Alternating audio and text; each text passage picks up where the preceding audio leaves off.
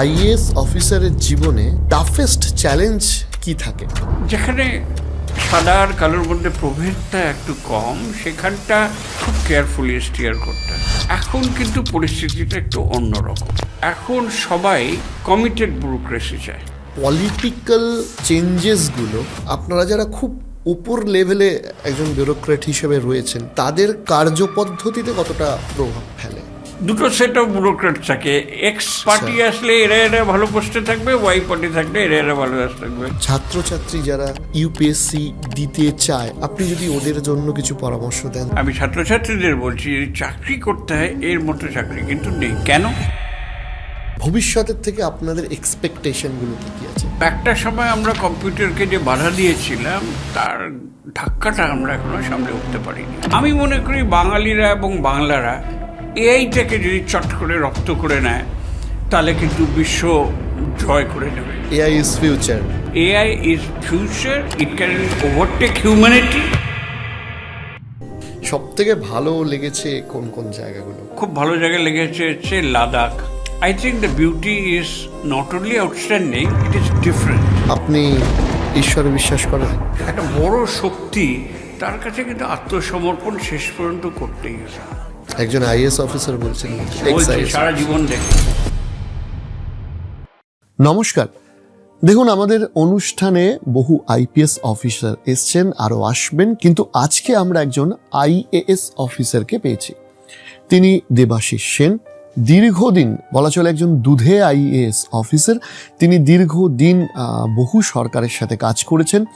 তিনি এনকেডিএর চেয়ারম্যান হিসাবেও বহু কাজ করেছেন। তার থেকে তার জীবনের অভিজ্ঞতা সম্পর্কে আমরা শুনব এবং তার থেকে কিছু মোটিভেশনাল কথা শুনে আমরা নিজেদের জীবনকে আরও কিভাবে বেটার করে তুলতে পারি সেই আলোচনা করব।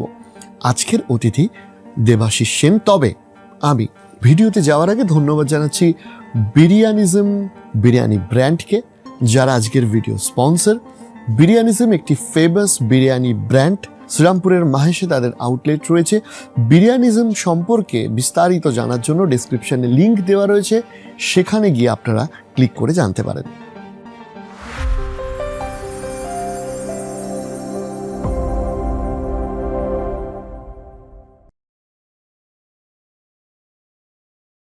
স্যার, কেমন আছেন? প্রথমেই এটা জিজ্ঞাসা করতে চাই আপনাকে। Absolutely fantastic. এত সুন্দর ঠান্ডা পড়েছে। শীতকালে কলকাতা সবচেয়ে ভালো হয় বলে আমার মনে হয়, সেটাই হয়েছে। খুব ভালো আছে। একজন আইএএস অফিসারের জীবনে টাফেস্ট চ্যালেঞ্জ কি থাকে? টাফেস্ট চ্যালেঞ্জ মানে কি, আমাদের তো প্রথম থেকেই শেখানো হয় যে কনস্টিটিউশন, আমাদের মুসরিতে জয়েন করার পর আমি কনস্টিটিউশন মানিব বলে কি একটা গত আছে, সেটা আমাদের মাথায় ঢুকিয়ে দেয়। রুল অফ ল মাথায় ঢুকিয়ে দেয়। যতক্ষণ রুল অনুযায়ী চলছে, অর্থাৎ আইন মতো চলছে, কোনো অসুবিধার কিছু নেই। বরঞ্চ আমি বলবো যে ওই কিছু জায়গা থাকে যেখানে এও হয় ও হয়। এই জায়গাটায় হচ্ছে এথিক্স এবং প্র্যাকটিক্যালিটি, বুদ্ধি এবং পরিস্থিতি সামলানো, বাস্তব পরিস্থিতিটা সামলানো। যেখানে রুল আছে যে করলে করবে না, করলে জেলে যেতে হবে ইত্যাদি। খুব সিম্পল একটা এক্সাম্পল দিলাম। কিন্তু যেখানে সাদা আর কালোর মধ্যে প্রভেদটা একটু কম, সেখানটা ঠিক রাখা, সেটা ট্রেনিং এবং আমাদের যে মাথার ঠিক রাখা, উপর থেকে দু এক সময় বললেও সেটাকে বুঝিয়ে না করা, এটাই চ্যালেঞ্জ। এইখানটা স্টিয়ারিং করা, এটাই কিন্তু আইএএস অফিসারদের সবচেয়ে বড় কাজ। কারণ তার নিচে একটা বিরাট ব্যুরোক্রেসি আছে, তার উপরে পলিটিক্যাল ব্যুরোক্রেসি আছে, মাঝখানে কিন্তু হেড অফ দ্য ডিপার্টমেন্ট বা ডিস্ট্রিক্ট ম্যাজিস্ট্রেট আছেন। সেটা একটু মানে খুব কেয়ারফুলি স্টিয়ার করতে হয়। আপনি দীর্ঘদিন কাজ করেছেন, আপনি অনেক দিন এই ভারতবর্ষকে দেখছেন, পশ্চিমবঙ্গকে দেখছেন, ভারতবর্ষকে দেখছেন। একটা জাতি বা একটা দেশকে এগিয়ে নিয়ে যাওয়াতে এবং একটা দেশ তৈরিতে এই যে বিউরোক্রেসি বা বিউরোক্রেট যারা আছে, তাদের ভূমিকাটা কতটা ইম্পর্টেন্ট আপনার মনে হয়? দেখুন, এ তো Sardar Patel steel frame of India করেছিল, কিন্তু এখন কিন্তু পরিস্থিতিটা একটু অন্যরকম। এখন সবাই কমিটেড ব্যুরোক্রেসি চায়। এখন কিন্তু ইন্দিরা গান্ধীর সময় থেকেই ভারতবর্ষে এই প্রবণতাটা আসে যে না, ও বললেই 4 রকমের ইয়ে করবে, অর্থাৎ দের ইজ এ প্রবলেম। এখন সেই স্টিল ফ্রেমটার কাজ করে। ইনফ্যাক্ট খুব রিসেন্টলি ডোনাল্ড ট্রাম্প যে জিতলো, সে কিন্তু ওই আমেরিকাতেও একই কথা বলছে যে আমি সব ব্যুরোক্রেসিকে পাল্টে দেবো, কারণ ওরা আমাকে আগের টার্মে আমি যা করতে চেয়েছিলাম করতে দেয়নি বিভিন্ন নিয়মকানুন দেখিয়ে।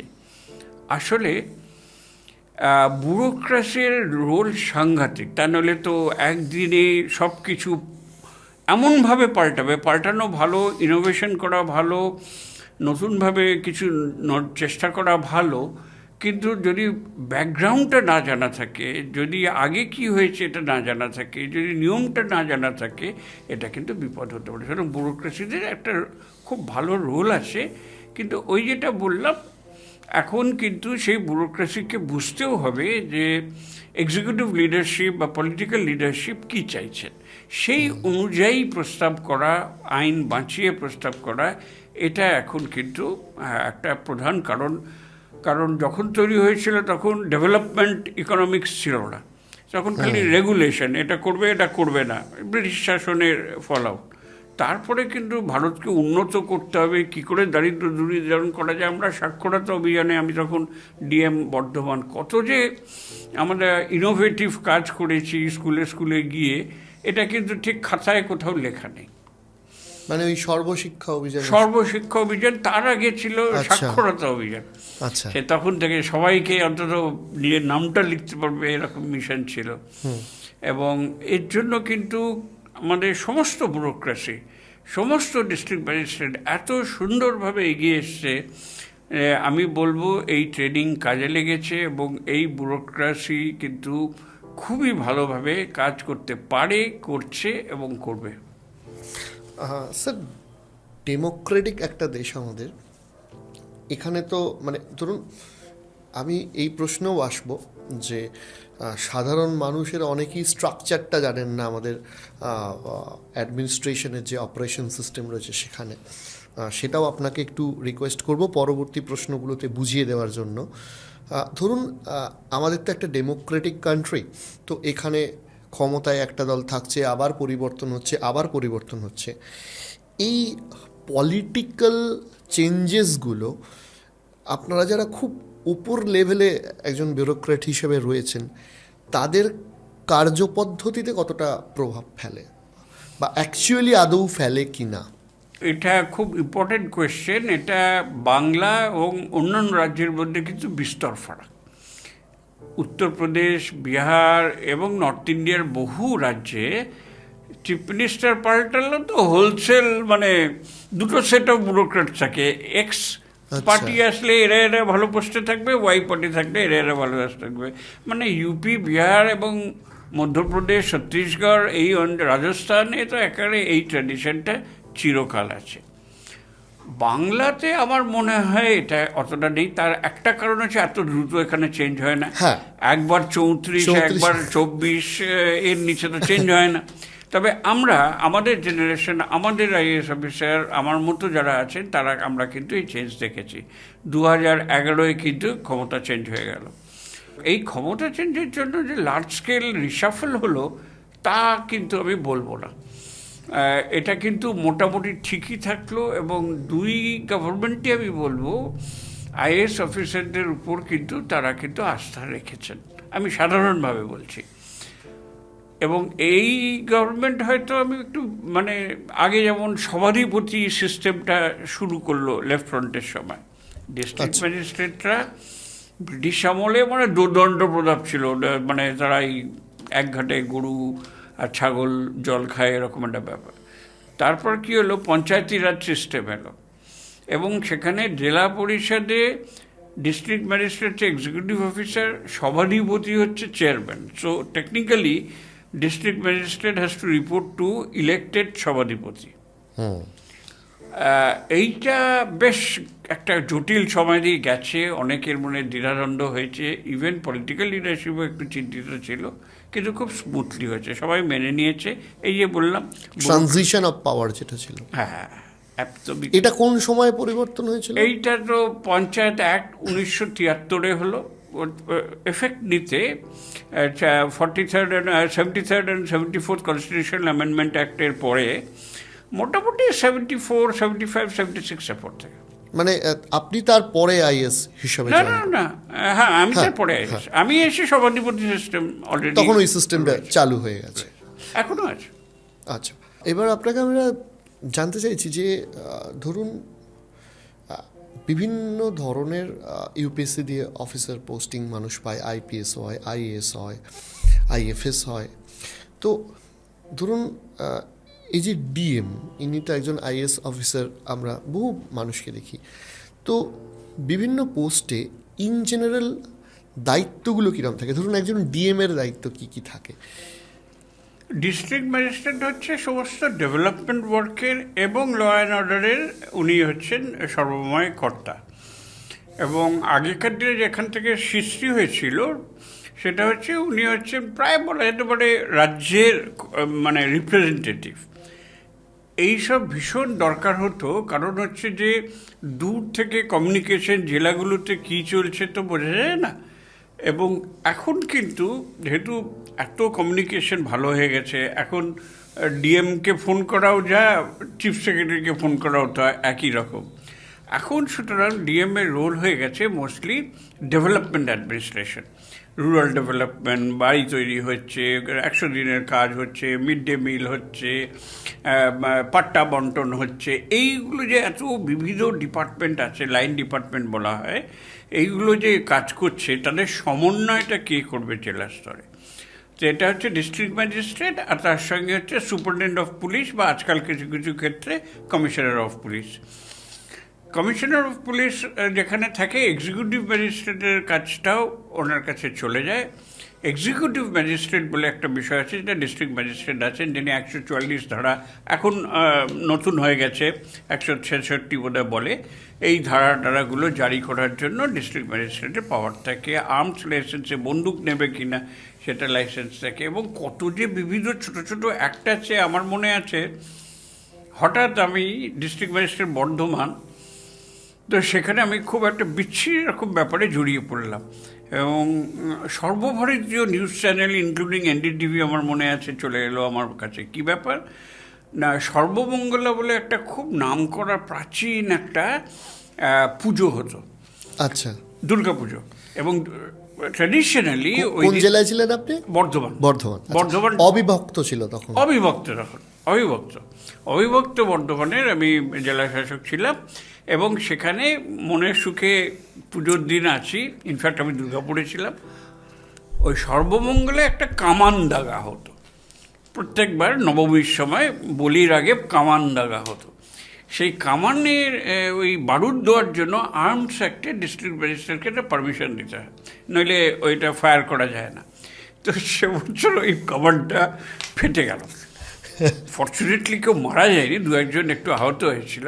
কিন্তু ওই যে হই কে এই কামানের পারমিশন দিয়েছে, কেন দিয়েছে, আরও ভয়ঙ্কর ঘটনা ঘটতে পারতো। কিন্তু ওখানকার মানুষের এত সেন্টিমেন্ট না, সর্বমঙ্গলার পুজোয় বর্ধমানে যদি নবমীর দিন কামান দাগা না হয়, লোকে একদম পুরো মানে হতাশায় ডুবে যাবে। তো কিছু হলো টলো ইত্যাদি। সব প্রসঙ্গটা আপনি যেটা জিজ্ঞেস করেন, ডিএম কী করে আর্মস অ্যাক্টের প্রশ্ন, মানে তার পারমিশনটা দেয়। তো ল অ্যান্ড অর্ডার, ডেভেলপমেন্ট, সমস্ত যত চলছে সব কিছু সরকারের নজরদারি করে হচ্ছে ডিএম। আচ্ছা, এইটা হচ্ছে এখানে। কিন্তু তারপরেই যদিও ডিভিশনাল কমিশনার আছেন, কিন্তু আজকাল ওদের রোল খুব একটা হয় না। এরপরেই বিভিন্ন ডিপার্টমেন্টে জয়েন্ট সেক্রেটারি, তার উপরে হচ্ছে অ্যাডিশনাল সেক্রেটারি, তারপরে হচ্ছে principal secretary, head of the department, বিভিন্ন স্তরে স্তরে সচিবালয়ে আইএস অফিসাররা যান। সবচেয়ে উঁচু পদ হচ্ছে head of the civil service বলা হয়, মুখ্য সচিব বা চিফ সেক্রেটারি। কিন্তু অনেকে একটা ভুল করেন, মুখ্য সচিব আর প্রধান সচিবের তফাৎটা অনেকে একটু গুলিয়ে ফেলেন। প্রধান সচিব প্রত্যেকটা দপ্তরে থাকে, মানে principal secretary principal secretary of tourism, principal secretary of agriculture, principal secretary of education ইত্যাদি ইত্যাদি। তাকে কি এমআইসির সাথে কাজ করতে হয়, মানে মিনিস্টারের সাথে? ও মিনিস্টারের সঙ্গে ডাইরেক্টলি কাজ করবে। আর চিফ সেক্রেটারি তাদের সবার উপরে, এবং তিনি চিফ মিনিস্টারের সঙ্গে কাজ করবেন। স্যার এইবার একটা প্রশ্ন আমি জিজ্ঞাসা করছি, ধরুন অনেক ক্ষেত্রে দেখা যায় যে একই মন্ত্রীর অনেকগুলো দপ্তর আছে, সেক্ষেত্রে কি প্রত্যেকটা দপ্তরের জন্য আলাদা আলাদা প্রিন্সিপাল সেক্রেটারি? একেবারে, কারণ দপ্তরগুলো একটা নিজস্ব সত্তা আছে, এটা রুলস অফ বিজনেস বলে হয়। এটা সরকারের রেকমেন্ডেশনে, গভর্নরের অনুমোদনে এটা হয়। ডিপার্টমেন্ট থাকবে, কে বসলো কে গেল, একই মন্ত্রী না একাধিক মন্ত্রী, সেটা ভিন্ন আলাদা বিষয়। ভিন্ন বিষয়। স্যার বহু ছাত্রছাত্রী মানে এখন তো এই প্রফেশনটার একটা গ্লোরিফিকেশন, যেটা হওয়াটাও প্রয়োজন ছিল, মানুষ যারা আইএএস রয়েছেন, যারা আইপিএস রয়েছেন, তাদেরকে সেলিব্রেট করছেন, দে আর নাও অলসো সেলিব্রিটি। সো ব্যাপারটা হচ্ছে, আপনি যারা ছাত্রছাত্রী যারা ইউপিএসসি দিতে চায়, আমি বহু আমার বন্ধুবান্ধব বা আমার ছোট ছোট ভাই বোনদের দেখেছি যে 3-4 বছর টানা পরিশ্রম করে যাচ্ছে একটা এক্সামিনেশন ক্র্যাক করার জন্য। আপনি যদি ওদের জন্য কিছু পরামর্শ দেন যে কিভাবে ক্র্যাক করতে পারবে বা কতটা পড়াশোনা দরকার এই ধরনের পরীক্ষায় সাফল্য পাওয়ার জন্য। এইটা আমাকে আজকাল অনেকেই জিজ্ঞেস করছে যে ভীষণ ভালো, আপনি কি বলেন এবং আমি পাবো কি। একটা আমি প্রথমেই বলি যে যদি চাকরি করতে হয়, যদি আপনি রাজনীতি করেন আমার কিছু বলার নেই, যদি আপনি গবেষণা করতে চান আমার কিছু বলার নেই। আমি ছাত্রছাত্রীদের বলছি, যদি চাকরি করতে হয় এর মতো চাকরি কিন্তু নেই। কেন? দারুণ কি মাইনে দেয়? না, তা না, যেরকম দেয়, খারাপও না ভালোও না। তো কিন্তু এত ধরনের অভিজ্ঞতা সঞ্চয় হয়। কখনো আমি যেরকম 5 বছর চিফ ইলেকট্রাল অফিসার ছিলাম, সে ভোট পরিচালনা করলাম, কোথায় কোথায় ইভিএম নিয়ে এটা হলো স্টেট ইলেকশন কমিশন না, চিফ ইলেকট্রাল অফিসার ছিলাম, সেটা ইলেকশন কমিশন অফ ইন্ডিয়া। ওর ওখানে আমার সার্ভিসটা প্লেস করা ছিল এবং তারাই নিয়ন্ত্রণ করতেন দিল্লি থেকে। অর্থাৎ দিল্লির থেকে আমি প্রতিনিধি, মানে সমস্ত রাজ্যের ইলেকশন পরিচালনা করার জন্য। বিশাল দায়িত্ব। 2006 এবং 2009-এর জেনারেল ইলেকশন আমার আন্ডারে হয়েছে, এবং সেই ইভিএম শুরু করা থেকে, ওই সময় ফটো ইলেকট্রিক কার্ড হলো, ওই সময় ইভিএম হলো, ওই সময় প্যারামিলিটারি ফোর্স ফার্স্ট টাইম বাংলায় এলো।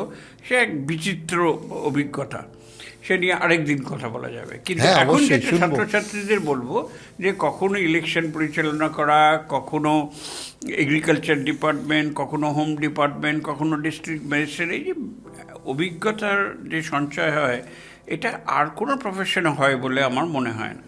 1, 2 হচ্ছে আপনার প্রশ্নের উত্তরে যে কি করে পড়াশোনা করব। আমাকে বরং কেউ কেউ বলে তো পারবো না, প্রথম থেকেই একটা এরকম। আমি বলবো তা কেন, কেউ না কেউ তো পাচ্ছে, এই তো আমিও তো পেয়েছি, আমিও 2 হাত 2 পা তো সবারই আছে। তো সে পেলে তুমি বা পাবে না কেন? একটা চেষ্টা করো, অনেস্ট চেষ্টা, এবং কে জানে হয়তো হয়েও যেতে পারে। সো যাই, আমি নিজের জীবনে আমি চাকরি করতে করতে পড়াশোনা করে আইএএস পেয়েছি, সুতরাং একটা কিছুতে থাকো, এটা কিন্তু ফুল চান্স নেই, সবাই জানে। মানে 1:100 হয়তো চান্স আছে, কিন্তু আরেকটা কিছুতে ঢুকে এটা একবার করে ইউপিএসসি এক্সাম কিন্তু দেওয়া উচিত। আমি যে শুনছে এই পডকাস্ট, আমি তাদের যাদের স্বপ্ন আছে, বয়স আছে, স্বপ্ন আছে, আমি বলবো অবশ্যই ইউপিএসসিতে বসবে। একবার না বসলে নিজেকে পরে উত্তর দিতে পারবে না। আমি তো ট্রাইই করলাম না। Definitely sir. স্যার আপনার তাহলে গোটা জীবনে এতগুলো পথ সামলে কোন সময়টা আপনি সব থেকে বেশি এনজয় করেছেন? আপনার খুব রোমাঞ্চকর লাগে কোন সময়টা ভাবলে? 3টে পিরিয়ড আমার খুব ভালো লাগে। একটা ভালো লাগে হচ্ছে ডিস্ট্রিক্ট ম্যাজিস্ট্রেট। প্রত্যেক আইএএস অফিসার তার জীবনের একটা অ্যাম্বিশন থাকে যে ডিস্ট্রিক্ট ম্যাজিস্ট্রেট হব। তো নিঃসন্দেহে আমি 2 জেলার ডিএম ছিলাম, এবং বিশেষত বর্ধমান, অবিভক্ত বর্ধমান, তখন এদিক থেকে ওদিক যেতে 100 কিলোমিটার, সে একটা ভয়ঙ্কর ব্যাপার। আসানসোল থেকে ওদিকে কালনা মেমোরি অবধি যাওয়া, সে একটা বিশাল অভিজ্ঞতা ছিল এবং খুব হৈ হৈ করে কাজ করেছি সভাধিপতি এবং সবাইকে নিয়ে একসঙ্গে, ভারী ভালো। এবং সাক্ষরতার কাজ, মিড ডে মিলের কাজ, সব দিকে দিকে গ্রাম উন্নয়নের কাজ, স্পোর্টসের কাজ খুব এনজয় করেছি। দ্বিতীয়ত একটা সময় ছিল হচ্ছে যে আমার ইলেকশন পিরিয়ড। আমাকে মুখ্য নির্বাচনী আধিকারিক অর্থাৎ চিফ ইলেকটোরাল অফিসার হিসেবে 5 বছর ছিলাম। এবং ভারী মজার কথা, নিয়মটা হচ্ছে 3টে নাম পাঠাতে হয়, election commission of India Delhi থেকে একজনকে চুজ করে। তো যে 3টে নাম গিয়েছিল তার মধ্যে আমার নাম ছিল না, কিন্তু পরে নাকি ওরা খোঁজখবর করে আমার নামটা চেয়ে নেয়।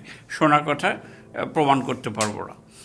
কিন্তু ওই যে একটা সুযোগ পেলাম, এই যে একটা বিশাল সান্দাকফু থেকে সুন্দরবন অবধি পোলিং বুথে গিয়ে প্রত্যেকটা জায়গায় মানুষকে ঠিক টাইমে পৌঁছানো, সমস্ত রাজনৈতিক দলদের সঙ্গে মিটিং করা বা ভোট করা। আবার ভোট যখন ছিল না তখন বেশ বইটই পড়া যেত, কিছুই প্রায় কাজ নেই।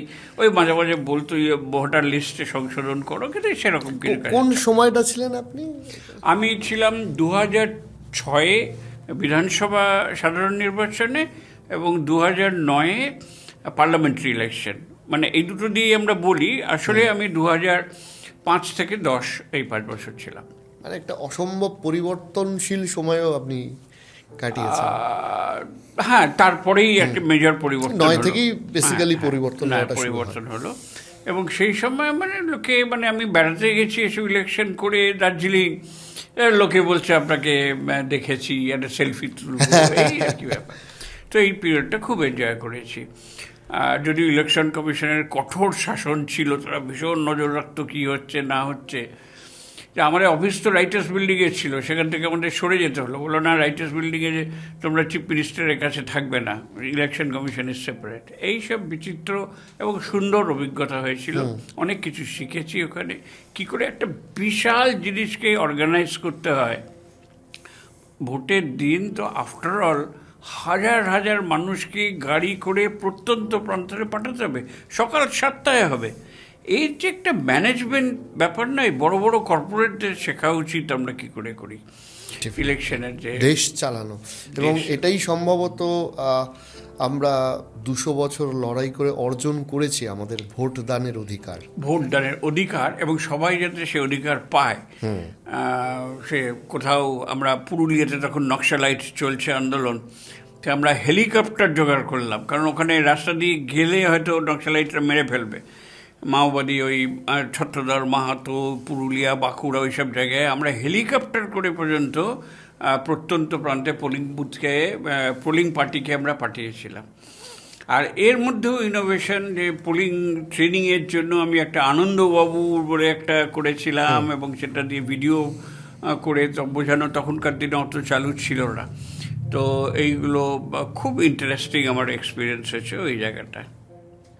একজন আইএসের তো রিটায়ারমেন্ট হয় না, আপনিও এখন বিভিন্নভাবে সমাজকে কন্ট্রিবিউট করছেন। আপনার আর্টের দিকটা, আর্টের জার্নি নিয়ে আমি আসবো, কিন্তু আপনি যে দায়িত্বগুলো বা আপনাদের জেনারেশন যে দায়িত্বগুলো করে গেছে, ভবিষ্যতে এই ভারতবর্ষকে, ধরুন আমাদের জেনারেশন যারা আমরা এখন চালাচ্ছি, মানে মানে চালাচ্ছি বলতে এগিয়ে নিয়ে যাওয়ার চেষ্টা করছি, নিশ্চয়ই ভবিষ্যতের থেকে আপনাদের এক্সপেকটেশনগুলো কী কী আছে? ধরুন এমন কোনো কাজ যেগুলো হয়তো আপনাদের সময়ে তখন আপনারা করে উঠতে পারেননি, কিন্তু আপনারা স্বপ্ন দেখেন যে ভবিষ্যতে হয়তো ভারতবর্ষে এই বিষয়গুলোও আসবে। আপনার কথার সঙ্গে আগের প্রশ্নটা জড়িয়ে বলছি। আমি মাত্র বছর 3 ছিলাম, মানে মাত্র, অন্যগুলো 5 বছর 7 বছর করে ছিলাম। আমি তথ্য প্রযুক্তি বা আইটি ডিপার্টমেন্টের সচিব বা প্রধান সচিব ছিল। সেখানেও প্রচুর মানুষের সঙ্গে, ইয়াং ছেলেমেয়েদের সঙ্গে, যারা আইটি করছে, সফটওয়্যার করছে, দারুণ দারুণ কাজ করছে। এদের একটা কিন্তু দারুণ ইচ্ছা, সারা ভারতবর্ষে, সারা পৃথিবীতে এরা ভালো কাজ করছে। এদের একটা বিরাট আশা যে বাংলায় ফিরে আসবে এবং বাংলায় বসে রসগোল্লা খেতে খেতে সফটওয়্যার করবে। এইটা এখন অনেকটা এগিয়েছে, কিন্তু একটা সময় আমরা কম্পিউটারকে যে বাধা দিয়েছিলাম, তার ধাক্কাটা আমরা এখনও সামলে উঠতে পারিনি। আপনার প্রশ্নের উত্তরে বলি যে আমার মনে হয় বাঙালি যুবক যুবতীরা খুব ভালো কম্পিউটার করতে পারে। ওরা না ওই কারখানায় গিয়ে সব ফ্লোরে আগুনের সামনে অত স্বাচ্ছন্দ্য বোধ করে না। বুদ্ধির কাজ, রবীন্দ্রনাথের জাত। তো তারা ঠান্ডা ঘরে বসে, কম্পিউটারের ঘর কিন্তু সবসময় এসি, ঠান্ডা ঘরে বসে মাথা খাটিয়ে শ্রেষ্ঠ সফটওয়্যার তারা করতে পারে। সুতরাং আমার ইচ্ছা, এবং আমি তখন থেকেই যেটা ভাবতাম যে নতুন নতুন যে টেকনোলজি আসছে, তখন 2017-18 ব্লক চেন এলো, যার থেকে ক্রিপ্টোকারেন্সি, বিটকয়েন ইত্যাদি সমস্ত জন্ম নিল।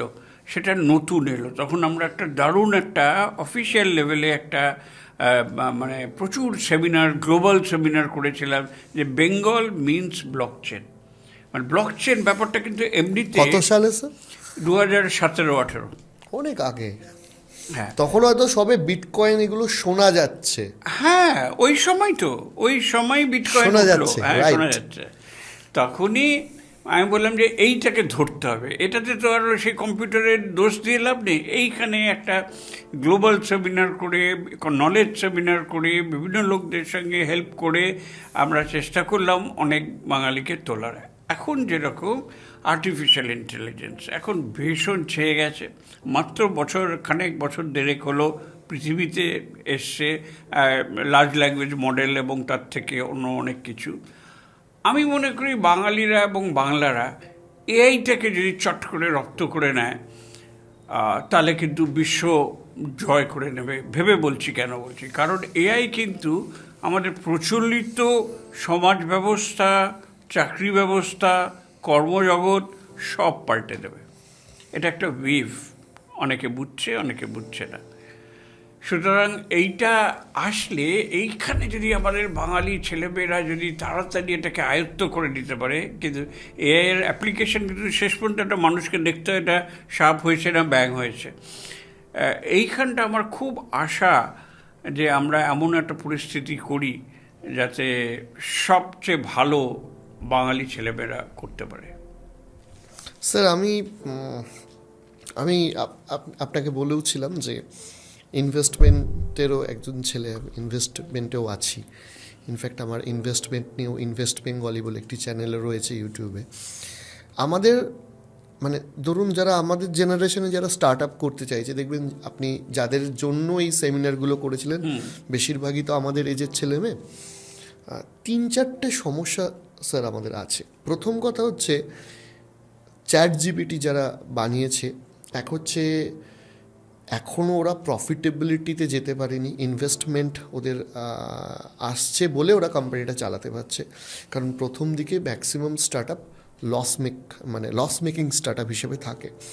ইনফ্যাক্ট ফ্লিপকার্ট বলুন বা বিভিন্ন স্টার্ট আপ যেগুলো ভারতবর্ষে আমরা দেখছি, তাদের অধিকাংশই কিন্তু এখন অবধি প্রফিটেবিলিটির মুখ দেখেনি, ইনভেস্টারদের ভরসায় বা পয়সায় চলছে। এক হচ্ছে ধরুন আমাদের এখানে তো ব্রেন আছে, কিন্তু একটা ইনভেস্টমেন্টের সমস্যা থাকে, আমরা ততটা ইনভেস্টমেন্ট পাই না যেটা ওয়েস্টার্ন কান্ট্রিতে শুরু করলে হয়। দ্বিতীয়ত হচ্ছে ধরুন বাঙালিদের একটা ট্রেন্ড হয়ে গেছে আস্তে আস্তে কয়েকটা জেনারেশনের পর বাইরে চলে যেতে হবে। মানে আমি যদি ইউএসএতে থাকি তাহলে আমি খুব সাকসেসফুল, আমি যদি এখানে থাকি তাহলে সাকসেসফুল নয়। আর 3 নম্বর একটা সমস্যা হয়ে গেছে, সেটা হচ্ছে যে ধরুন হয় না যে অন্যান্য শহরগুলো আমাদের থেকে ইনফ্রাস্ট্রাকচারে অনেকটা এগিয়ে গেছে। আপনি খুব গ্রাউন্ড লেভেল থেকে কাজ করেছেন, এই শহরকে সাজিয়ে তোলাতেও আপনার একটা বহু গুরুত্বপূর্ণ ভূমিকা রয়েছে। আপনি কি মনে করেন যে এই জায়গাগুলো আমরা এই জেনারেশনের ছেলে মেয়ে হয়ে কভার করব কি করে? প্রথমত যেটা আমি একদম এগ্রি করি না সেটা বলে দিই, আপনার সঙ্গে দ্বিমত পোষণ করি। নিশ্চয়ই স্যার। সেটা হচ্ছে যে বাইরে চলে গেলেই ভালো আর এখানে কাজ করলেই ভালো না, লোকে ভাবে। আমিও মনে করি এটা ভুল, কিন্তু ওই হয় না যে আমার ছেলে ইউএসএতে থাকে, সেটা একটা ভালো, যাকে ইংরেজিতে বলে ব্র্যাগিং পয়েন্ট, যে আমার ছেলে জানো তো বিদেশে থাকে, সেটা অন্য কথা। কিন্তু কাজটা আমি বলছি, টিসিএসের যে হেডকোয়ার্টার এখানে আছে, এটা একটা এসিজেড আমাদের নিউ টাউনে আছে, সেখানে কিন্তু ফিলাডেলফিয়া ঘর আছে, সেখানে কিন্তু ক্যালিফোর্নিয়া ঘর আছে, সেখানে কিন্তু লন্ডনের ঘর আছে। মানে ওখানকার টাইম অনুযায়ী এখানে চলে, তাদের সমস্ত কাজ এখানে হচ্ছে, সমস্ত ব্যাকএন্ডের কাজ, সফটওয়্যারের কাজ এখানে হচ্ছে। সুতরাং বাইরে যাওয়াটা ভালো, বেড়ানোর পক্ষে তো খুবই ভালো, সেটা তো আমি কিছু বলছি না, কিন্তু বাইরে না থাকলে আমার কর্মস্ফীতি ভালো হচ্ছে না, এটা বোধহয় ঠিক নয়, এটা আমি মানি না। দুই হচ্ছে যে আমি মনে করি যে স্টার্ট আপ, আপনি যেটা বললেন যে আজকাল লাভ করছে না, এটা ঘটনা, স্টার্ট আপের টাকা পেতে দেরি হয়, কিন্তু খুব সম্প্রতির রিপোর্ট যেটা বলছে, 1-2 দিনের মধ্যে যে রিপোর্ট এসছে তাতে কিন্তু বলছে পশ্চিমবঙ্গের স্টার্ট আপ গত কয়েক বছরে 4 গুণ বেড়ে গেছে। সুতরাং এটা নিশ্চয়ই আসার জায়গা। আর আমরা হয়তো র্যাঙ্ক 9-এ উঠে এসেছি, তবে সেটা খুব খারাপ না, যে অবস্থায় ছিলাম। পরের আপনি যে প্রসঙ্গটা উত্থাপন করেছেন যে এআই তো বুঝলুম, কিন্তু টাকার মুখ তো দেখছে না কেউ। ঘটনা সত্যও বটে, আবার অতটা সত্যও নয়। সত্য এই জন্য যে এটা ঠিকই, এটাকে যা করলে কর্পোরেট ওয়ার্ল্ড খুব একটা অ্যাপ্লিকেশনসে টাকা বলছে যে ওদের তো রিটার্ন অন ইনভেস্টমেন্ট লাগবে। আমি 10 লক্ষ টাকা খরচ করে লোকটোক রেখে এআই করলাম, আমার কি লাভ হবে? আমার লাভ কি বাড়ছে অন্তত 2-3 বছরের মধ্যে? এটা একটা সমস্যার জায়গায় আছে, কিন্তু বেশ কিছু ক্ষেত্রে, একটা এক্সাম্পল আমি বলছি, সাংঘাতিক ভালো ওদের দেশে মানে আমেরিকায় লাভ করছে, সেটা হচ্ছে সিআরএম বলে, কাস্টমার রিলেশনশিপ ম্যানেজমেন্ট। বলছে পুরো এআই করছে, বলছে যে আমাকে টাকা দিতে হবে না যদি না আমি রিজলভ করি ডিসপিউটগুলো।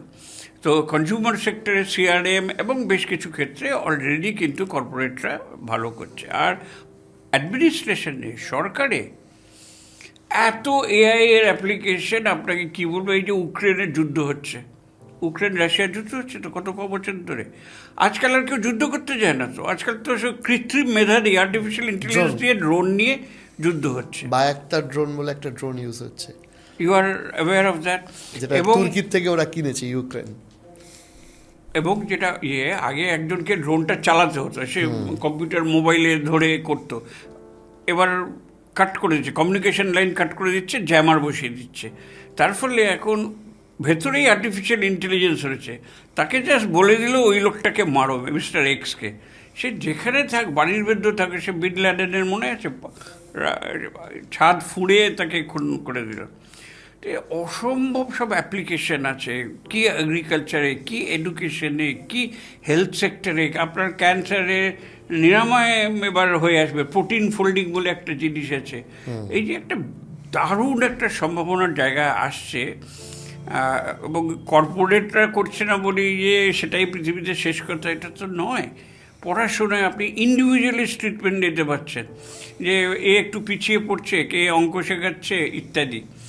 It's fantastic. I am totally devoted. AI is future. AI is future. It can overtake humanity. এবং এর জন্য রেগুলেশন দরকার, কিন্তু সেটা অন্য প্রশ্ন। আপনার সীমিত প্রশ্নের উত্তরে দিই যে আপনি যদি বলেন এআই করে কি টাকা পাবো, হ্যাঁ পাবেন, এই হচ্ছে আমার এক কথা।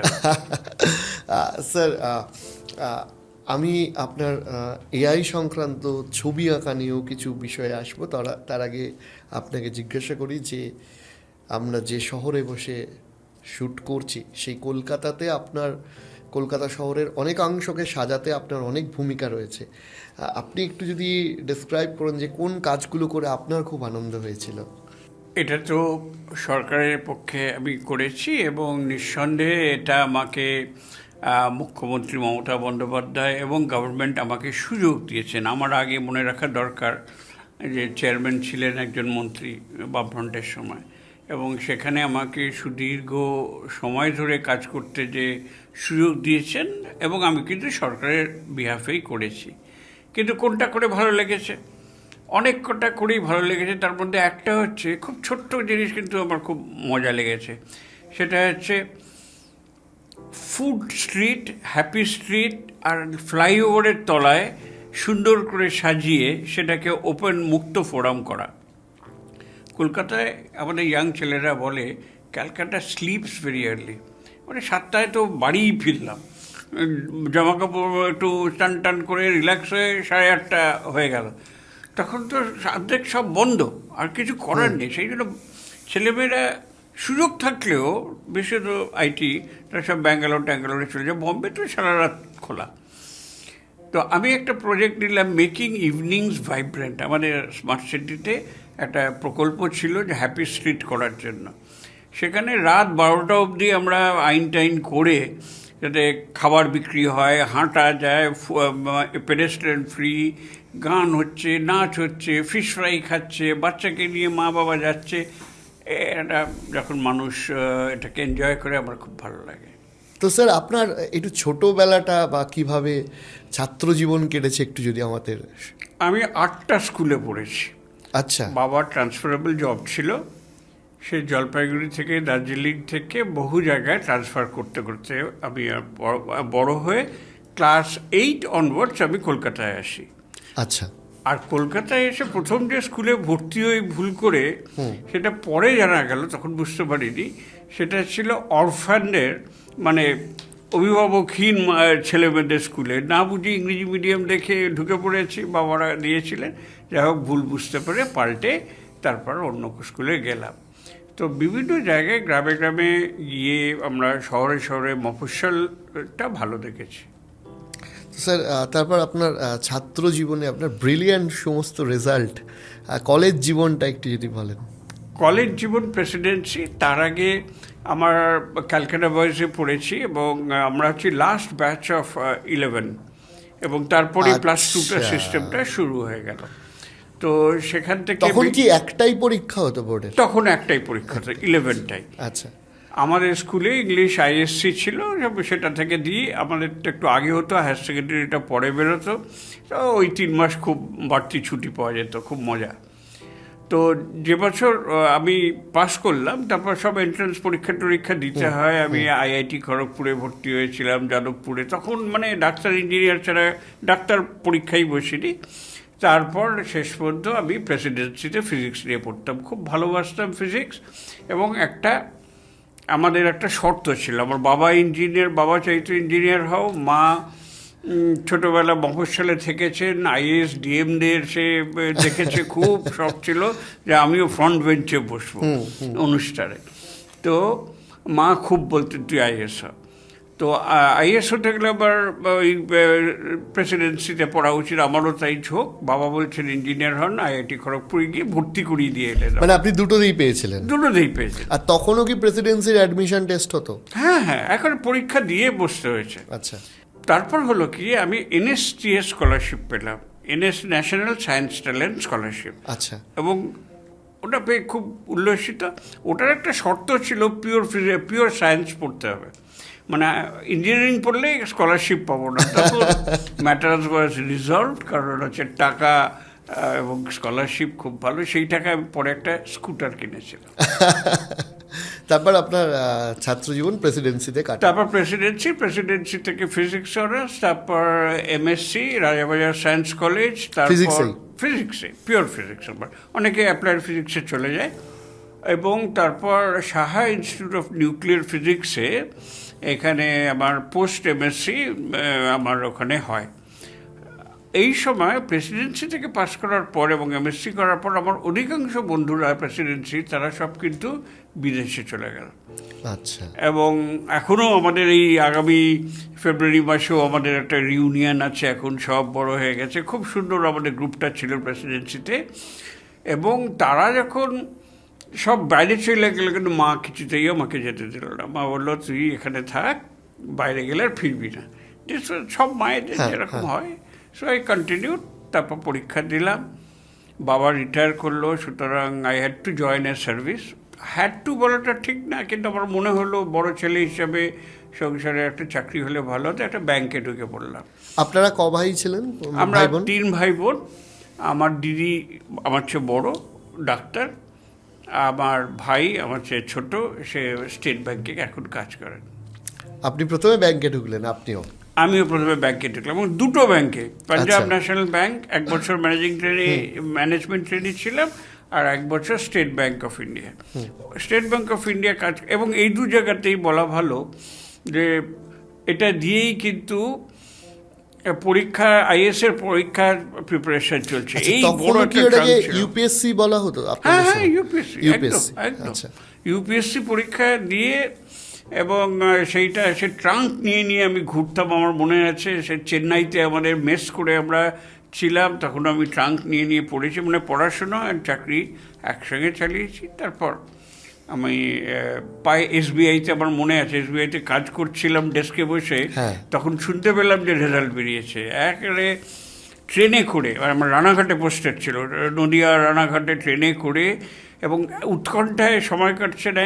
সেই সময় বলে সুনীল গঙ্গোপাধ্যায়ের যে বই আছে তখনকার দিনে রবীন্দ্রনাথ ইত্যাদিদের নিয়ে, ওটা পড়তে পড়তে আসলাম এবং পিআইবিতে গিয়ে কেসি দাসের উপরে নিজের রোল নম্বর দেখে আমি ভাবলাম একটা জিনিস, দিস চেঞ্জেস এভরিথিং।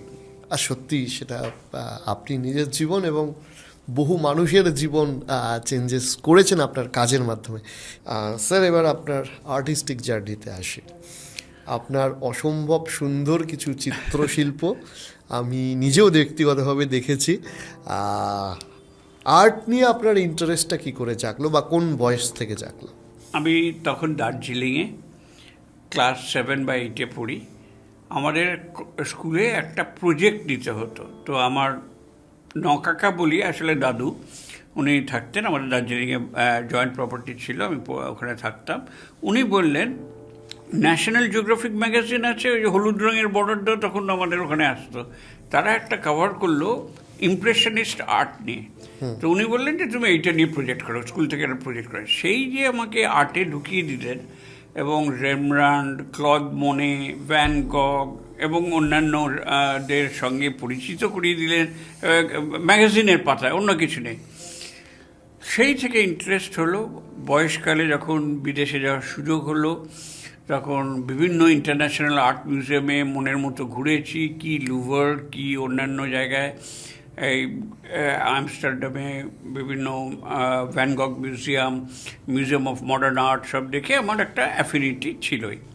কিন্তু আঁকতে আমি পারতাম না, বলতে দিতে নেই আপনার দর্শকদের, একবার স্কুলে আঁকায় আমি ফেলও করেছিলাম।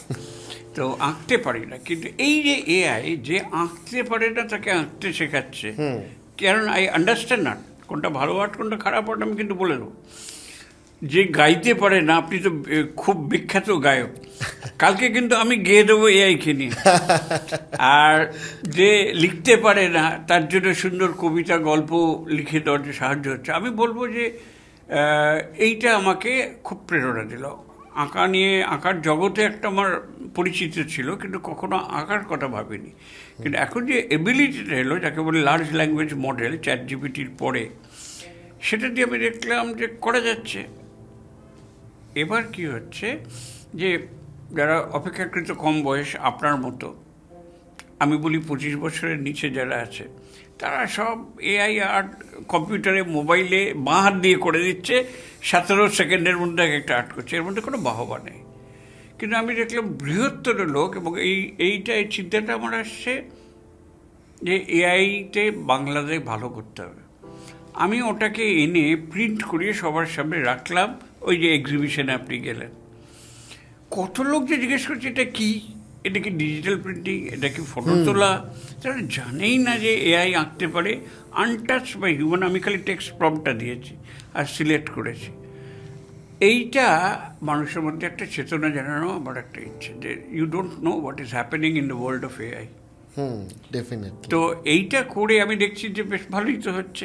এটা আমার আঁকার সেই স্পৃহাটা, যেটা ছোটবেলা আমি শুরু করেছিলাম, পারতাম না, কিন্তু নিজের মতো করে অবসর জীবন যাপন করছেন, এটার ভীষণ এটা প্যাশন এবং হবি।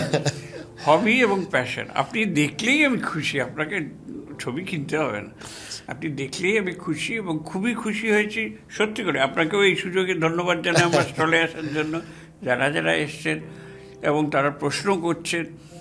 একটা লাস্ট কথা বলে আমার উদাহরণ শেষ করছি, যে এই গত ডিসেম্বরে আমি দার্জিলিং গেলাম। মানে এই সময় ছাড়া তো কাঞ্চনজঙ্ঘা দেখা যায় না, সবসময় মেঘ।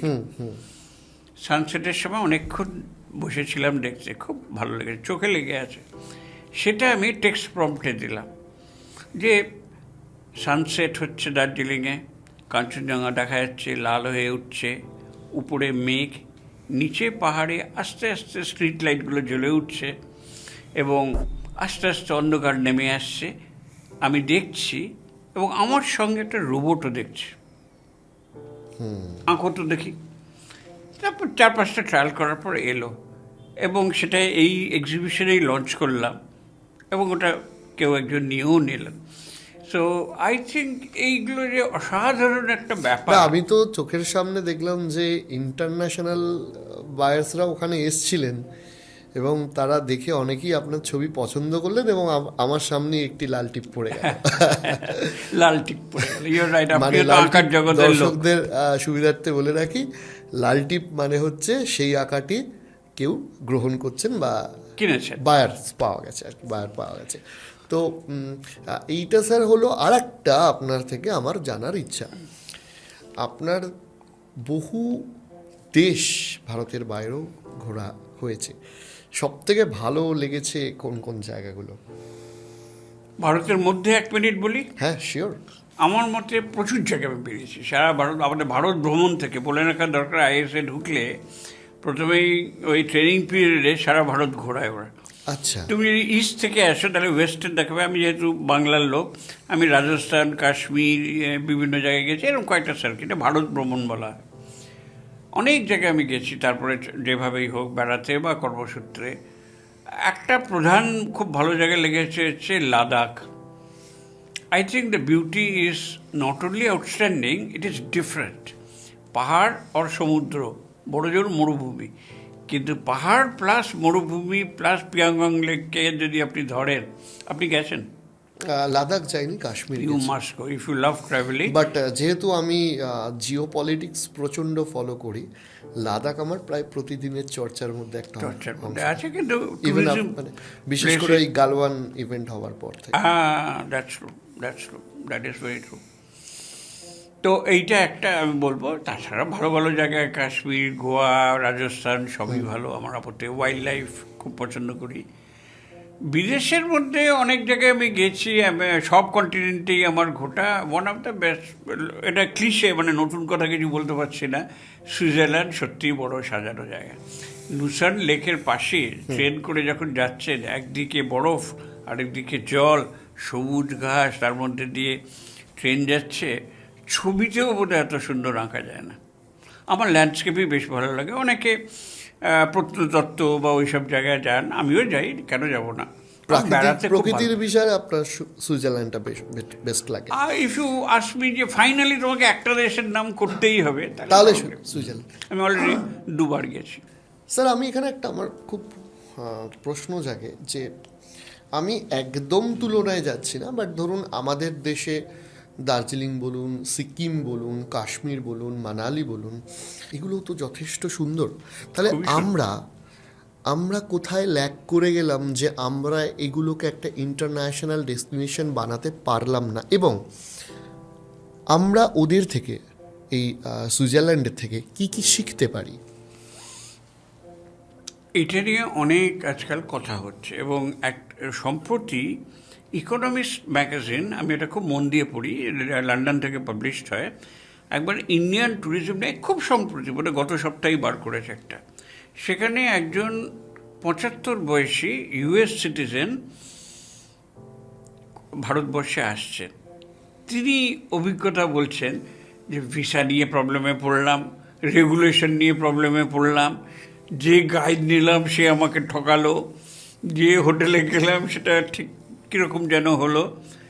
আমার ইচ্ছা ছিল অনেক বেড়াবো, রাজস্থান, দিল্লির ইত্যাদি, কিন্তু এমন সিস্টেম আমি আর পারলাম না, আমি চলে গেলাম অন্য রাজ্যে। পয়েন্ট ইজ, আমাদের গোটা ইকোসিস্টেমটা স্টার্টিং ফ্রম ভিসা, আজকাল কত রাজ্যে ভিসা অন অ্যারাইভাল হয়ে গেছে। আপনি ব্যাংকক যাবেন, টিকিট কাটবেন, ওখানে ভিসা নিয়ে চলে যাবেন। এখান থেকে শুরু হচ্ছে আমাদের লালফিতের পাস। এখানে এসে আবার পুলিশকে জানাতে হয় ফরেনার হলে। তারপর বিভিন্ন টাইপের বাধা নিষেধ, রেগুলেশনস এবং সেফটি সিকিউরিটি, এই বাতাবরণটা ঠিক না করলে হোটেল ইন্ডাস্ট্রি কিন্তু খুব ভালো চলছে, তারা কিন্তু খুব পরিষ্কার পরিচ্ছন্ন সুন্দর হসপিটালিটি করছে, কিন্তু তার বাইরের জগৎটার একটু নজর দিতে হবে এবং আসবে। এত ভালো জিনিস হয় না। এখানে ইকোনমিস্টের মন্তব্য হচ্ছে, আমি মানতে বলছি না, বলছে ভারত মনে করে যে এত ভালো জিনিস আছে, 17টা আমার ইউএন হেরিটেজ সাইট আছে, সবাই এমনিতেই আসবে। ওরা স্ট্যাটিস্টিক্স দিয়ে বলছে দুবাইতে একটাও ইউএন হেরিটেজ সাইট নেই। ওখানে বছরে 17 লক্ষ ফরেন ট্যুরিস্ট আসে, যেখানে ভারতবর্ষে আসে 10 লক্ষ। কি করে হতে পারে? দুবাইতে যদি যান, নিশ্চয়ই গেছেন, আপনি বেড়ান। ইনফ্যাক্ট আমি আপনাকে একটা স্ট্যাট বলছি, বিদেশি ভ্রমণকারীদের, ট্যুরিস্টের সংখ্যা আমরা 2019 থেকে পিছিয়েছি। আফটার কোভিডও আমরা রিকভার করতে পারি, এবং শুধু দুবাই শহরে যে মানে সংখ্যক ট্যুরিস্ট যায়, গোটা ভারতবর্ষে ওই কাছাকাছি সংখ্যক ট্যুরিস্ট আসে, অথচ ওটা একটা শহর, আমরা 140 কোটির দেশ। এইটাই তো বলছি, এটাই ইকোনমিস্ট তথ্য দিয়েছে, এক্সাক্ট ফিগারটা আমার মনে নেই, একদম আপনার মুখের কথা, আপনি হয়তো লিখেছেন, কে জানে। এবং তারা বলছেন দুবাইতে আপনি গেছেন নিশ্চয়ই, সেখানে কি কুইক ইমিগ্রেশন, আপনি দিলেন টক টক টক টক করে হয়ে গেল, কোথাও দাঁড়াতে হয় না। মানে কি বলবো, আমাদের বোধহয় একটু এগোতে হবে এই পারিপার্শ্বিক ইভেন্টটা, আর কিছু মানে ইনফ্যাক্ট সিঙ্গাপুরে যে ধরনের পাবলিক ট্রান্সপোর্ট আছে, দুবাইতে হয়তো পাবলিক ট্রান্সপোর্ট অতটা ভালো না হলে সেই ক্যাব বুকিং করেই চলে, কিন্তু কি রাস্তাঘাট পরিষ্কার, আমার গুগল ম্যাপটা একদম এক্স্যাক্ট কাজ করছে, আমাকে কাউকে জিজ্ঞাসা করতে হচ্ছে না যে কোথায় যাব। সেটা হয়তো আমাদের দেশে, ওই যে বললাম, ইকোনমিস্টের মতো ম্যাগাজিন যখন এটা তুলে ধরেছে যে ভারতবর্ষকে আরো যত্নবান হওয়া উচিত বিদেশি ট্যুরিস্ট আনতে গেলে, প্রসিডিওর্সগুলো ঠিক করুন। আপনার তাজমহলকে কেউ মারতে পারবে না, কিন্তু যেতে গেলে যদি এত কষ্ট হয়, সে বোধহয় আর যাবে না। ডেফিনেটলি। এবার স্যার আরেকটা দিকে আসবো, সেটা হচ্ছে যে আপনি তো অনেকগুলো দেশ ঘুরলেন, এতদিন সার্ভিস করলেন, জীবন আপনাকে কি কি শেখালো? এই তো কঠিন, বেশ ছিলাম, বেড়াচ্ছিলাম দেশ আপনার সঙ্গে। এবার কঠিন ইন্ট্রোস্পেক্টিভ প্রশ্ন। আমি বলবো জীবন ভালোই, মানে যদি আমরা ঠিক পথে চলি, জীবন আমাকে ঠিক পথেই নিয়েছে। কিন্তু কিছু কিছু ক্ষেত্রে বিনা কারণে যখন কোনো একভাবে অন্যায় হয় বলে মনে হয়, কোনো প্রতিকারের জায়গা নেই, মনটা খুব ভেঙে দেয়। কিন্তু এই সময় খানিকটা স্পিরিচুয়ালিজম, খানিকটা যাকে বলে ওই আজকাল খুব হয়েছে না, বিইং ইন দ্য প্রেজেন্ট বলে, মানে এই মুহূর্তের কথা ভাবো, নিঃশ্বাস নাও ইত্যাদি, মাইন্ডফুলনেস কথাটা মনে আসছিল না, মাইন্ডফুলনেস ইত্যাদি এইগুলোকে সহায় দেয়। তা আমি বলবো যে স্পিরিচুয়াল জিনিস আমি কোনোদিন খুব সিরিয়াসলি নিইনি। এখন রিটায়ারমেন্টের পর রামকৃষ্ণ মিশনে ভলান্টারি কাজ সপ্তাহে একদিন করে করি। তো একটা কোথাও আছে কিন্তু যেটা আপনাকে একটা বড় শক্তি, তার কাছে কিন্তু আত্মসমর্পণ শেষ পর্যন্ত করতেই হয়। একজন আইএএস অফিসার বলছেন, কিন্তু বলছে সারা জীবন দেখে, ফিজিক্সের স্টুডেন্ট, আইনস্টাইনও কিন্তু বলেছিল God does not play dice, এবং গডের ইনভোকেশন উনিও করেছিলেন। এটাই আর কি। Sometimes life can be cruel, but by and large আমি বলবো life has been is nice if you are nice. আপনি ঈশ্বরে বিশ্বাস করেন? এখন করি, ছোটোবেলায় তীব্র করতাম না, কিছুতেই না। কেন হচ্ছে যে পুজোর অঞ্জলি দিতাম, কিন্তু আমি নাস্তিক নই, অষ্টমীর দিন অঞ্জলি ছোটোবেলা থেকে সারা জীবন। কিন্তু তার মানে ওই ভগবানকে একটু প্লিজ রাখে, একটু নমস্কার করে, বাবা পরীক্ষায় ফেল করিও না, এটা একটা করতাম। কিন্তু আদারওয়াইজ আই ডোন্ট থিঙ্ক যে কী করে হয়, কোনো সায়েন্টিফিক ব্যাখ্যা নেই। কিন্তু ultimately after spending a large portion of my life মনে হয় একটা বড় শক্তি বোধহয় আছে, যেভাবেই আপনি ব্যাখ্যা করুন, নাহলে তো লাইফের কোনো মানে থাকে না। Definitely. Sir, how to handle the tough situation? Tough time কী করে হ্যান্ডেল করবে? কারণ এখন মানে ইয়ং জেনারেশনের কাছে না অনেকগুলো শব্দের সাথে আমরা পরিচিত হয়েছি, যেগুলো হয়তো আমরাও আমাদের একদম ছোটোবেলায় বা কৈশোর জীবনে অতটা পরিচিত ছিলাম না। ডিপ্রেশন, ফ্রাস্ট্রেশন বা স্ট্রেস ইত্যাদি ইত্যাদি, এই ইংরাজি শব্দগুলো এখন বেশি করে উঠে আসছে। অনেক মানে এই জাস্ট কয়েকদিন আগে আমাদের এক মিউজিশিয়ান দাদাও আত্মহত্যা করে নিলেন। তো হ্যাঁ, ওই ফসিলসের সদস্য ছিলেন, অনেক আগে যদিও। যাই হোক, তো টাফ সিচুয়েশন হ্যান্ডেল করার কিছু টেকনিক?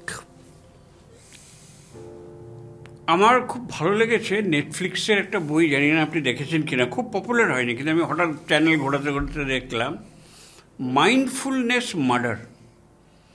মাইন্ডফুলনেস মানে তো আমরা সবাই জানি যে এই মুহূর্তের কথাই ভাবো, আগের কথা ভাবতে হবে না, এই মিনিটে আমি এক্ষুনি আপনার সঙ্গে কথা বলছি, ব্যাস এটাতেই থাকো, আর কিছু ভেবো না যে একটু আগে বা পরে কী হবে। সে মার্ডার করার সময়ও মাইন্ডফুলনেস করছে, দেখাচ্ছে যে ডিপ ব্রিদিং নিয়ে তারপর গুলি করছে। হাসির বই, মজার বই, কিন্তু how being in the present, take every moment as it can. আমি কিন্তু আপনাকে বলছি না, যাদের কথা বললেন ডিপ্রেশনে, ফসিলের ব্যান্ড, উনি যদি বেঁচে থাকতেন বলতাম যে এত হতাশ হবে না, এই মুহূর্তটাকে এনজয় করুন। এই যে বসে কথা বলছি, এই যে আজকে সন্ধ্যাবেলা, এর তো কোনো দোষ নেই, তাহলে কেন মনের উপর চাপ? এটা যদি করতে পারি, সেটা mindfulness is a wonderful way. 2024-এর 100 গ্রেট ইনোভেশনস বলে টাইম ম্যাগাজিন, বিখ্যাত টাইম ম্যাগাজিন, এই ডিসেম্বরের বোধহয় 24 তারিখ একটা আর্টিকেল, কভার ইস্যু বার করলো 2024-এ সবচেয়ে বড় বড় ইনোভেশন কী। তার মধ্যে একটা হচ্ছে একজন পডকাস্টার। সেই পডকাস্টারের নাম হচ্ছে মেল গিবসন। 56 বছর বয়স, মহিলা, এককালে রেডিওতে কাজ করতেন। উনি কাউন্ট 5 4 3 2 1 বলে, আপনি মাইন্ডফুলনেস এবং এই ব্যাপারটা বলছেন বলে বলছি, উনি এখন বিশ্বজোড়া নাম। উনি বললেন, প্রথমত বললেন, 1 ঘন্টা সেই বিখ্যাত পডকাস্ট, আমি পুরোটা শুনিনি, শেষটাই শুনেছি, সেটা শেষ পর্যন্ত বলছেন, যখনই তুমি এই টাইপের বিপদে পড়বে, যেখানে আত্মহত্যা করতে যাচ্ছ বা কিচ্ছু না, স্টপ এভরিথিং, জাস্ট কাউন্ট 5 4 3 2 1। আপনি বলুন আমার সঙ্গে, 5 4 3 2 1। এর থিওরি নাকি হচ্ছে, এটা হচ্ছে লজিক্যাল ব্রেনকে ইনভোক করছে, কারণ 1 2 3 4 5 আমাদের নর্মাল হয়ে যায়, এটা কিন্তু একটু ভেবে ভেবে বলতে হচ্ছে। তার ফলে আপনার যে ডিপ্রেসিভ থট আসছে সেটাকে থামিয়ে দিচ্ছে, থামিয়ে দিয়ে তারপর আপনি আবার নতুনভাবে চলতে শুরু করছেন। উনি দীর্ঘ 1 ঘন্টার পডকাস্ট ধরে এই পরামর্শ দিচ্ছেন যে তুমি, it is actually A mindfulness exercise. এবং উনি এত এত এত ওনার ফলোয়ার, এবং এত বলতেও পারেন উনি, আমি একটা দুটোই শুনেছি, আর ধৈর্য হয়নি, কিন্তু she is very popular in ইয়ে। সুতরাং আপনার কথায় বলবো, এই মুহূর্তটাকে তুমি সম্মান জানাও। Definitely sir. স্যার অসংখ্য ধন্যবাদ আপনাকে এতটা সময় দেওয়ার জন্য। তবে আমাদের আরও অনেকগুলো প্রশ্ন আমার মনে রয়ে গেল, আজকে সেগুলো করলে অনেক লং হয়ে যেত। আপনার ইলেকশন কমিশনের জার্নি থেকে শুরু করে আরও অনেক প্রশ্ন নিয়ে আপনাকে আমরা পরে কিন্তু অবশ্যই আমন্ত্রণ জানাবো। আর আজকে এত সুন্দর আপনার অভিজ্ঞতা আমাদের সাথে শেয়ার করার জন্য এবং আমাদের দর্শকদের অবশ্যই জানানোর জন্য স্যার আরও একবার কৃতজ্ঞতা এবং ধন্যবাদ জানাই আপনাকে। তবে স্যার আজকে এখানেই শেষ করতে হবে। আপনাকে আমি অকুণ্ঠ ধন্যবাদ জানাই। আপনি পডকাস্টকে বাঙালির কাছে নিয়ে যাচ্ছেন এবং আপনার চ্যানেলে বা পডকাস্টে ইনভাইট করার জন্য খুবই ভালো লাগলো আপনার সঙ্গে কথা বলে। আপনি যে ভালো কথা বলেন, আপনি একদিন মেল গিবসন হবেন, এ বিষয়ে আমার কোনো সন্দেহ নেই। Thank you sir, thank you very much.